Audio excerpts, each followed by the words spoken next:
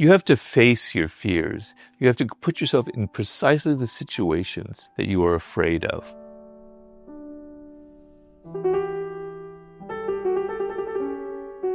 How do you become fearless in anything you do? Well, the point is, people who are completely fearless are going to get in a lot of trouble in life. It's not a good quality. So let's just give a bad metaphor. You're walking through the jungles of Africa, and there's a lion there, and you're completely fearless. Well, you're going to get eaten by that lion, right? Because he's stronger than you. You're not going to just stand there and be, hey, lion, I'm fearless, right? So having fear will save your life sometimes, right? It'll make you run when you need to run.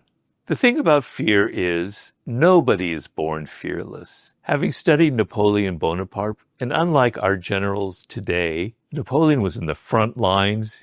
Bullets were flying at him. He could have been killed. And he was an artillery man. And so he was exposed to the battlefield all of the time. He himself said he was not born fearless. It's something he had to learn. So you're not born fearless. And when you're afraid of something, you have to confront it. So I remember 24 years ago or so, I was in Vienna, Austria, to meet with somebody who was interested in turning the 48 Laws of Power into theater. Very interesting man, never happened, but it was a fun experience. And as part of it, I got to go see a lot of theater in German. My German was okay back then. And I was sitting watching a play by the playwright Wedekind, a very famous play. I can't remember the name of it. And it was a relatively small theater, and I was in the center.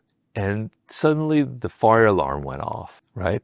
And we had to be evacuated. And I panicked. I never had panic before. I felt claustrophobic. I couldn't breathe. I was hyperventilating. I was in the middle. There were all these people that were all getting upset and saying what to do and running away. And I just got massive amounts of claustrophobia in that moment. Like I was trapped in the middle of this aisle and I was going to burn to death there. It was totally irrational. In the weeks and months after that, it was very hard for me to get on an airplane. I felt very claustrophobic. I knew this moment the doors closed. I couldn't get on an elevator, right? I remember coming and I was in New York and I had to go up an elevator and like there were suddenly 20 people were coming in. I had to get out. Couldn't do it, right? So what I ended up deciding was, and I think I might have read this, I had to face that fear, right? I had to force myself into an elevator, not with 20 people, with 10 people. And then I realized, oh, it's not so bad. My fear is irrational. And then I'd get on a plane. I'd have that feeling, but I'd go, oh,